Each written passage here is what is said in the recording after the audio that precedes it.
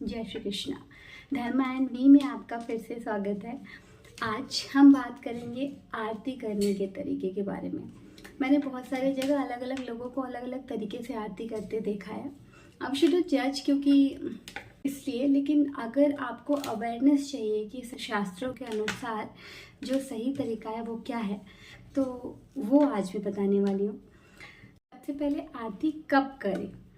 आरती आप कभी डायरेक्ट नहीं कर सकते, यानी कि ये नहीं कि कोई पूजा नहीं की और जाके सीधा एक आरती कर दिया, वैसे आरती नहीं करनी चाहिए। कभी भी आपने कोई प्रार्थना, कोई पूजन, कोई भी मंत्र, कुछ भी कोई पूजा हुई हो उसके बाद आरती करते हैं, क्योंकि आरती का जो पर्पस होता है, जो भी मतलब मैं क्रियाहीन मंत्रहीन हूँ, मुझे अच्छे से वो सब चीज़ों की जानकारी नहीं है। वो मंत्र शायद मैंने कुछ त्रुटि कर दी हो पूजा के दौरान या प्रार्थना के दौरान, वो सारी त्रुटि हमारी इस आरती के द्वारा, मैं इससे आपसे क्षमा प्रार्थी हूँ।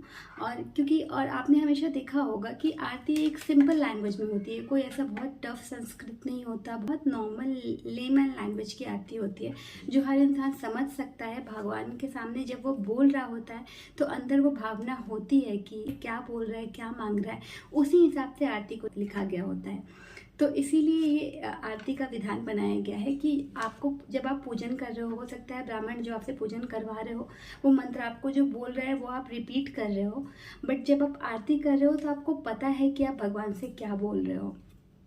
तो आपकी जो भी पिछली जो पूजन के दौरान जो त्रुटि हुई है, जो मंत्रों में त्रुटि हुई है, जो क्रिया में जो क्रिया कर रहे हो उसमें त्रुटि हुई है, वो सब आप आरती में आप कंपनसेट कर सकते हो। तो ये है पर्पस आरती का, पहली बात। उसके बाद आरती करे कैसे, उस पर आते हैं। तो मैंने देखा है कोई ऐसे ऐसे आरती करते हैं, कोई ऐसे ऐसे आरती करते हैं, कुछ लोग तो उल्टे तरफ घुमा के भी कर देते हैं जिनको नहीं पता है। तो जो सही तरीका होता है आरती करने का वो होता है ओम के शेप में आरती करना, यानी जैसे ओम लिखते हैं ना, ऐसे और ऐसे, और फिर वहीं से फिर कोई ओम का जो ऊ होता है ना वो ऐसे घूमता है, ऐसे जो ऊपर जैसे घूमता है। तो लोग आधा पार्ट किसी को करते हुए देखा होगा, किसी ब्राह्मण को आधा ऐसे, तो कोई ऐसे फॉलो कर लेता है, कोई ऐसे करते देखा होगा तो कोई ऐसे ही फॉलो कर लेता है। बट हमें कोशिश करना चाहिए कि हमेशा ओम के शेप में राइट हैंड में ऐसे ऐसे आरती करें। तो एक तो करने का ये तरीका होता है। दूसरा कि कितनी बार घुमाना चाहिए। तो भगवान की जो मूर्ति है उसकी पूरी उनके शरीर की आरती होती है, जिसमें हम नीचे से शुरू करते हैं उनके पैरों से। तो उनके जो चरण की आरती है वो हम 4 बार उतारते हैं। थोड़ा सेंटर में आते हैं नाभि की आरती, वो 2 बार उतारते हैं। फेस की आरती 1 बार, जो मुख है भगवान के मुख की आरती 1 बार उतारते हैं।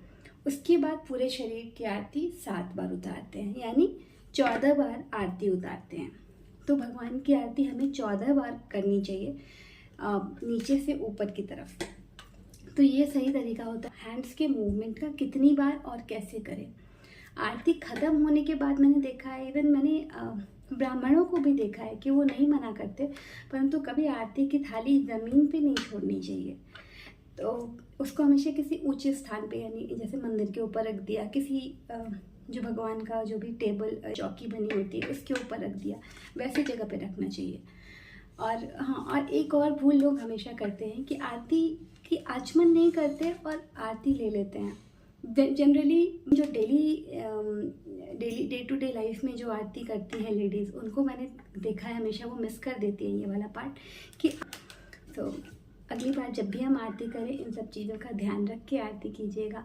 कभी भी किसी पूजा में जाके ऐसे जो धक्कम धुक्की मचाते हैं आरती करने के लिए, वो नहीं करना चाहिए, क्योंकि आप एक बार सर्कुलेट करके आ रहे हो तो भगवान की भी प्रॉपर आरती नहीं हो रही है। तो आप अच्छे तरीके से शांति से साइड में खड़े होकर और श्रद्धा से भगवान के लिए गा पा रहे हो वो आरती, तो वो भी बहुत बड़ा पुण्य है। ये स्कंद पुराण में विष्णु जी ने स्वयं कहा है। तो इसलिए आप शांति से वहाँ खड़े होकर, अगर आपके पास प्रॉपर टाइम है, सफिशिएंट टाइम 14 बार आरती करने का, तब तो आप करो, अच्छी बात है। अदरवाइज़ आप साइड में खड़े होकर भक्ति भाव से अगर गा भी पा रहे हो तो भी आपको उतना ही पुण्य मिलेगा। इसलिए हमेशा भक्ति को ध्यान में रखते हुए आरती करनी चाहिए। जय श्री कृष्णा।